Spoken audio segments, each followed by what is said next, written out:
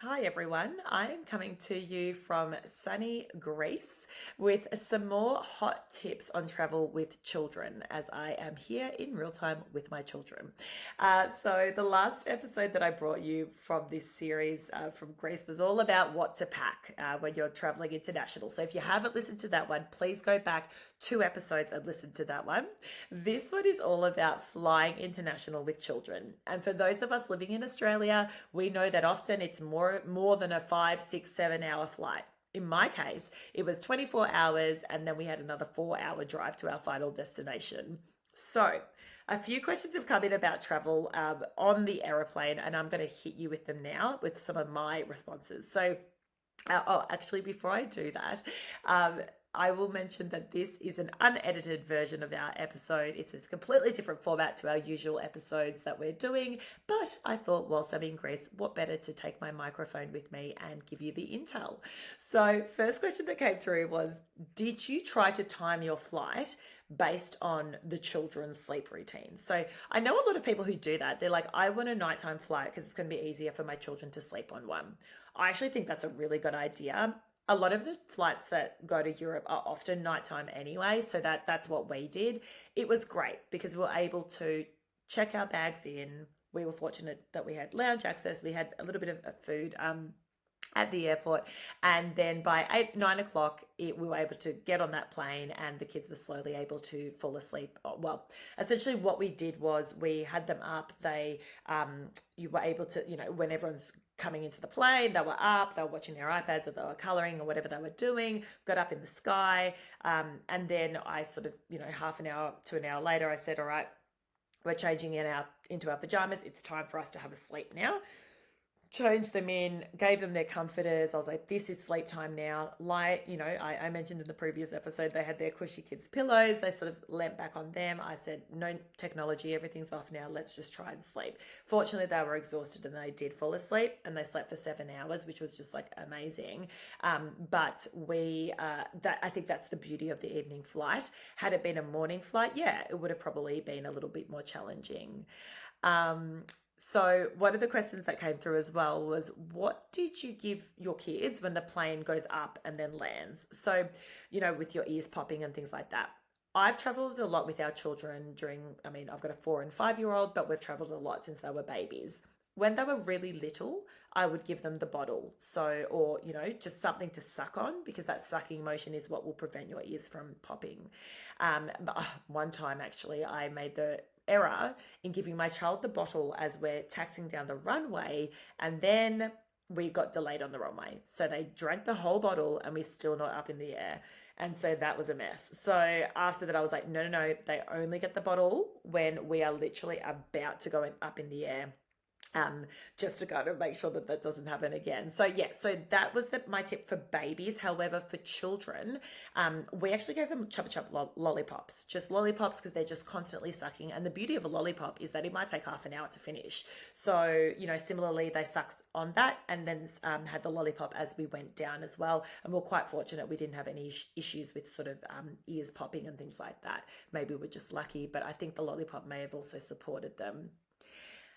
Another question that came through is, did they sleep, and any tips on getting them to sleep? So I do think that because we had sort of worded them up in my previous episode on travel, I did mention that we told them, once we got in the airplane, we're going to sleep because it's a long journey, and then we're going to get on another airplane, then we're going to try and sleep again, and that's what you do. And, so I sort of worded them up a bit.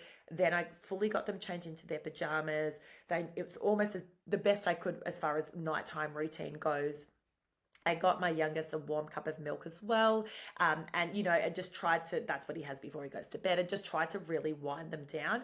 Again, by the time we did this, it was 10, 11 o'clock at night. They were tired enough, they fell asleep. For the second plane, after leaving Doha, it was broad daylight. It was actually 8 in the morning. But still, I said, okay, you can watch the TV on the plane or the iPad for a period, probably the first hour. And then it's like, okay, now we're putting your pajamas on. We're going to try and sleep. Fortunately, and I just sort of shut the little plane window to keep it as dark as possible. Fortunately, they may have slept for an extra hour or two then. Maybe we were lucky, but I think that trying to keep it as regular as far as the routine goes, as far as what they're used to, I think would really sort of helped us as well. Another question came through. How did you actually entertain them on the flight? Yeah, look, it's a good question. And I'm going to be completely real. The TV, so Noah found some movies that he liked on the TV. He watched the TV. Charlie had downloaded some things on we had downloaded for Charlie, some shows on his iPad. That really supported him and kept them busy, to be honest. We did pack things like little magnet games. We packed Uno, we packed colouring in books and all of that. But really, it was kind of technology for us. I don't know, you do you, but that's sort of how they stayed entertained, other than sleeping. I'm not going to say they watched technology for 7 hours straight. It was probably intermittently, so they'd watch a show, they might eat something, they might have a drink, whatever, and then they might, okay, I'll watch another show, and then but I don't know, it's weird, the time sort of passed quite quickly.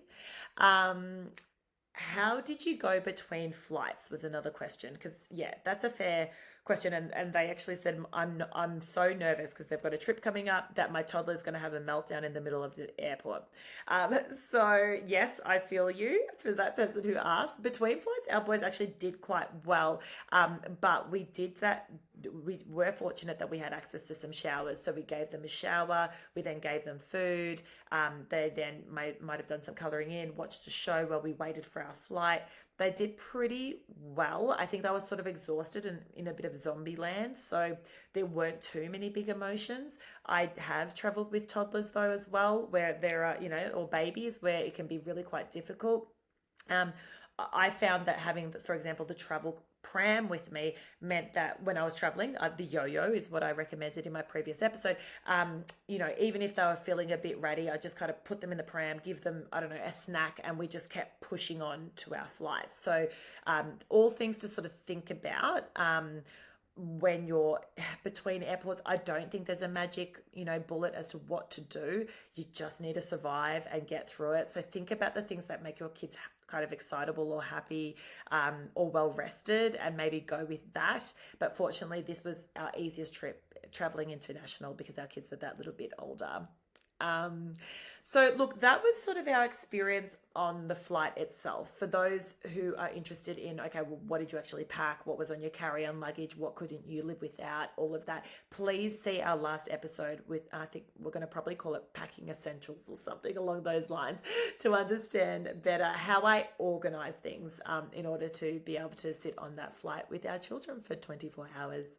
I'm going to leave it there. Thank you so much for listening. And if you can, please send us a review or a rating on the app that you're listening us to.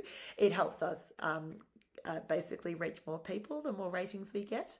If you're not already, please follow us on Instagram as well. We are at Parenthood Pod. I'll put those details in the show notes, and I'll catch you next time. Bye.